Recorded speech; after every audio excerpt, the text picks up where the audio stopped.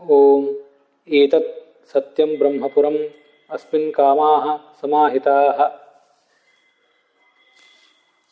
ಬೃಹತ್ವಾತ್ ಪೂರ್ಣಕಾಮತ್ವಾತ್ ವಿಷ್ಣುರ್ಬ್ರಹ್ಮಪುರಾಭಿಧಃ. ಶ್ರೀ ಗುರುಭ್ಯೋ ನಮಃ. ಅಣುಭಾಷ್ಯದ ವ್ಯಾಖ್ಯಾನ ರೂಪವಾದ ತತ್ವಮಂಜರಿಯಲ್ಲಿ 126ನೇ ಗದ್ಯ ಭಾಗ ಈಗ ನಾವು ನೋಡಬೇಕಾದದ್ದು.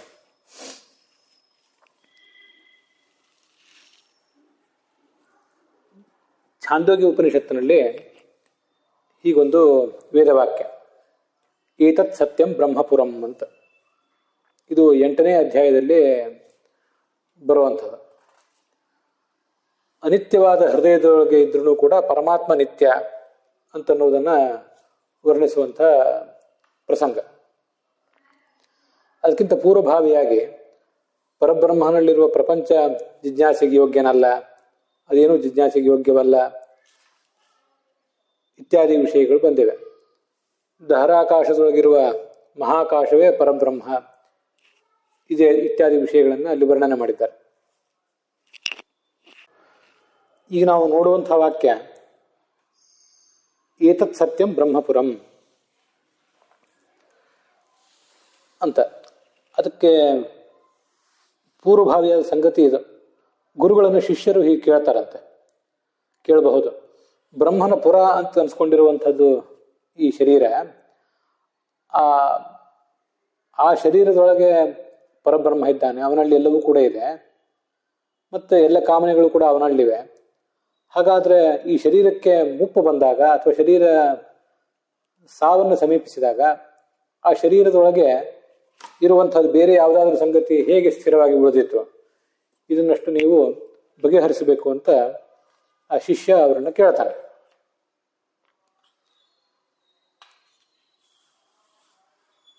ಸಬ್ರೂಯಾತ್. ಆಗ ಗುರುವಾದವನು ಆ ಶಿಷ್ಯನಿಗೆ ಈ ಮುಂದಿನಂತೆ ಉತ್ತರಿಸ್ತಾನೆ, ಏತತ್ ಸತ್ಯಂ ಬ್ರಹ್ಮಪುರಂ.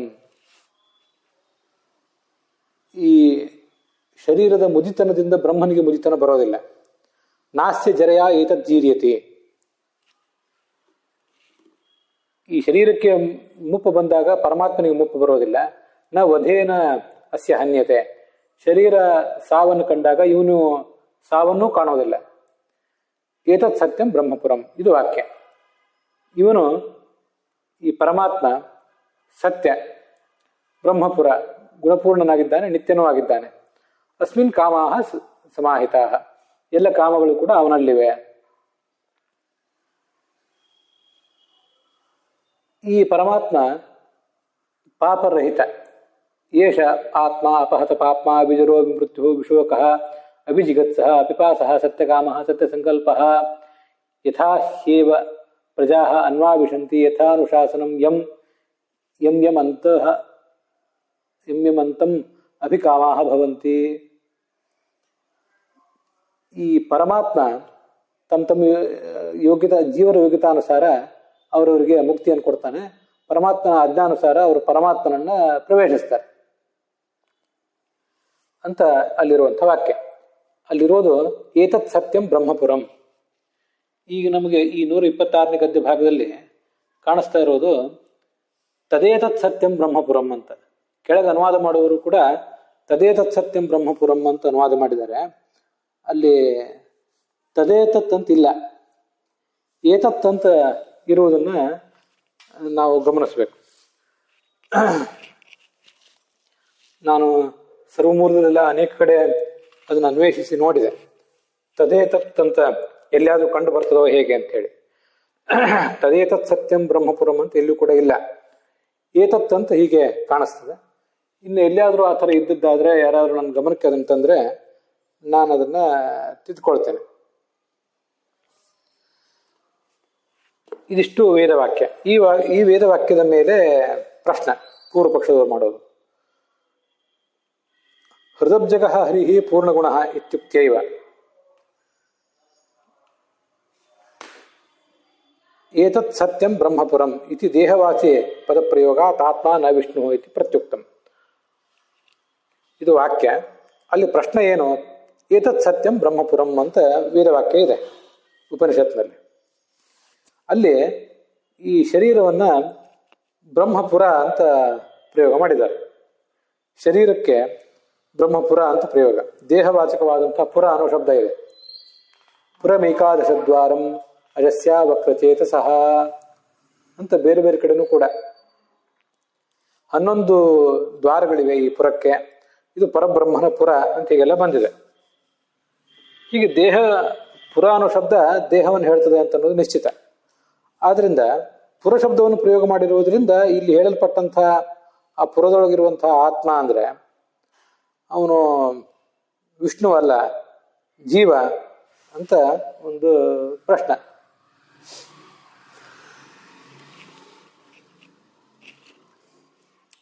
ದೇಹವಾಚಿ ಪದ ಪ್ರಯೋಗಾತ್ ಆತ್ಮ ನ ವಿಷ್ಣು, ಅಲ್ಲಿರುವ ಆತ್ಮ ವಿಷ್ಣುವಲ್ಲ, ಜೀವನೇ ಆಗಿದ್ದಿರಬೇಕು ಅಂತ. ಇದೊಂದು ಪೂರ್ವಪಕ್ಷ ಏನಿದೆ ಇದು ಪ್ರತ್ಯುಕ್ತಂ. ಈ ಪೂರ್ವಪಕ್ಷವನ್ನು ನಿರಾಕರಿಸಿದಾಗ ಆಯ್ತು. ಹೇಗೆ ಅಂದ್ರೆ ಹೃದಬ್ಜಗೋ ಹರಿ ಪೂರ್ಣಗುಣ ಇತ್ಯುಕ್ತೈವ, ಹೃದಯ ಕಮಲದಲ್ಲಿರುವಂತಹ ಪರಮಾತ್ಮನೇ ಪೂರ್ಣಗುಣನಾಗಿದ್ದಾನೆ ಎಂಬ ಮಾತಿನಿಂದಲೇ ಪೂರ್ಣಗುಣ ಅಂತ ಆಚಾರ್ಯ ಶಬ್ದ ಪ್ರಯೋಗ ಮಾಡಿದ್ದಾರಲ್ಲ, ಆ ಪೂರ್ಣಗುಣ ಎಂಬ ಶಬ್ದವನ್ನು ಪ್ರಯೋಗ ಮಾಡುವ ಮೂಲಕ ಆಚಾರ್ಯರು ಆ ಪುರ ಅನ್ನೋ ಶಬ್ದಕ್ಕೆ ನಾವೇನು ಅರ್ಥ ಇಟ್ಕೊಳ್ಬೇಕು ಅಂತ ಅನ್ನೋದನ್ನ ತೋರಿಸ್ಕೊಟ್ಟಿದ್ದಾರೆ. ಈ ಛಾಂದೋಗ್ಯ ಉಪನಿಷತ್ತಿನ 8ನೇ ಅಧ್ಯಾಯದ 1ನೇ ಖಂಡ ಏನಿದೆ, ಅಲ್ಲಿ ಅನಿತ್ಯವಾದ ಹೃದಯದೊಳಗಿದ್ರೂ ಕೂಡ ಪರಮಾತ್ಮ ನಿತ್ಯ ಅಂತ ವರ್ಣನೆ ಮಾಡುವ ಆ ಮಂತ್ರವನ್ನ ಏತತ್ ಸತ್ಯಂ ಬ್ರಹ್ಮಪುರಂ ಅಂತ ನೋಡಿದ್ವಲ್ಲ, ಅದಕ್ಕೆ ಭಾಷ್ಯ ಬರೆಯುವಾಗ ಆಚಾರ್ಯರು ಬೃಹತ್ವಾತ್ ಪೂರ್ಣಕಾಮತ್ವಾತ್ ವಿಷ್ಣುರ್ ಬ್ರಹ್ಮಪುರಾಭಿಧ ಅಂತ ಅದಕ್ಕೆ ಅರ್ಥವನ್ನು ಹೇಳಿದ್ದಾರೆ. ಈ ಪರಮಾತ್ಮನನ್ನ ಪುರ ಅಂತ ಹೇಳಬಹುದಂತೆ. ಯಾಕೆ ಪುರ ಅಂತ ಹೇಳಬಹುದು ಅದು ಪ್ರಶ್ನೆ. ಈಗ ಅದರ ಅರ್ಥ ಏನು? ಬ್ರಹ್ಮ ಎಂಬ ಶಬ್ದಕ್ಕೆ ಗುಣಪೂರ್ಣ ಅಂತ ಅರ್ಥ, ಅದಂತೂ ಪ್ರಸಿದ್ಧವೇ ಆಗಿದೆ. ಇಲ್ಲಿಗೆ ನಾವು ಪುರ ಎಂಬ ಶಬ್ದಕ್ಕೆ ಅರ್ಥ ನೋಡಬೇಕು. ಪುರ ಅಂದ್ರೆ ಪೂರ್ಣ ಕಾಮನಾದ್ರಿಂದ ಪುರ ಅಂತ ಅರ್ಥ. ಪ್ರಾಯ ಪೂರ್ಯತೆ, ಸರ್ವೈಹಿ ಗುಣೈಹಿ ಪೂರ್ಯತೆ, ಸರ್ವೈಹಿ ಕಾಮೈಶ್ಚ ಪೂರ್ಯತೆ. ಎಲ್ಲ ಕಾಮನೆಗಳು ಕೂಡ ಇವನಲ್ಲಿ ಪೂರ್ಣವಾಗಿ ತುಂಬಿ ಹೋಗಿವೆ. ಆದ್ರಿಂದ ಪೂರಿ ಆಪ್ಯಾಯನೆ ಅನ್ನೋ ಧಾತುವಿಗೆ ಅಥವಾ ಮತ್ತೆ ಸಮಾನವಾದಂಥ ಮತ್ತೊಂದು ಯಾವುದೋ ಧಾತುವಿಗೆ ಅನುಸಾರವಾಗಿ ಪುರ ಎಂಬ ಶಬ್ದಕ್ಕೆ ಪೂರ್ಣ ಅಂತ ಅರ್ಥ ಮಾಡಬೇಕು. ಹಾಗೇನೆ ಬ್ರಹ್ಮನ ಆವಾಸ ಸ್ಥಾನವಾದಂತಹ ಈ ದೇಹವೂ ಕೂಡ ಬ್ರಹ್ಮಪುರ ಅಂತಾನೆ ಕರೆಸ್ಕೊಂಡಿದೆ. ತಸ್ಮಿನ್ ತಸ್ಯ ಪುರಂ ದೇಹ, ತಸ್ಮಿನ್ ಹೃದಯ ಮಾಸ್ಥಿತಂ, ಅಲ್ಲಿ ಹೃದಯ ಇದೆ. ಹೃದಯಾಕಾಶವೋ ವಿಷ್ಣು, ಹೃದಯಾಕಾಶದಲ್ಲಿ ವಿಷ್ಣು ಇದ್ದಾನೆ. ತಸ್ಮಿನ್ ಸರ್ವಮಿದಂ ಸ್ಥಿತಂ, ಅವನಲ್ಲಿ ಎಲ್ಲವೂ ಈ ಜಗತ್ತೆಲ್ಲವೂ ಕೂಡ ಆಶ್ರಿತವಾಗಿದೆ ಅಂತ ಅದರ ತಾತ್ಪರ್ಯ. ಇದೇ ವಿಷಯವನ್ನು ರಾಯವರು ಬ್ರಹ್ಮೈವ ಪೂರ್ಣತ್ವಾತ್ ಪುರಮಿತ್ಯುಪಪತ್ತೇ, ಪರಬ್ರಹ್ಮನೇ ಪೂರ್ಣನಾದ್ರಿಂದ ಪುರ ಎಂಬುದಾಗಿ ಕರೆಸಿಕೊಳ್ಳಲ್ಪಡ್ತಾನೆ ಅಂತ ವರ್ಣನೆ ಮಾಡಿದ್ದಾರೆ. ಪ್ರಾಸಂಗಿಕವಾಗಿ ನೆನಪು ಮಾಡ್ಕೋಬೇಕು. ಪುರು ಬ್ರಹ್ಮ ಗುಣಾಧಿಕ್ಯಾತ್ ಅಂತ ಕೂಡ ಗೀತಾ ಪ್ರಸ್ಥಾನದಲ್ಲಿ ಆಚಾರ್ಯ ಒಂದು ಪ್ರಮಾಣ ಹೇಳ್ತಾರೆ. ಪರಮಾತ್ಮನಿಗೆ ಪುರ ಅಂತನೂ ಹೆಸರಿದೆ, ಹಾಗೆ ಪುರು ಅಂತನೂ ಹೆಸರಿದೆ. ಯಾಕೆಂದ್ರೆ ಗುಣಾಧಿಕನಾದ್ದರಿಂದ ಅಂತ. ಹೀಗೆ ಪುರ ಪುರು ಎರಡೂ ಕೂಡ ಪರಮಾತ್ಮನ ಹೇಳ್ತವೆ.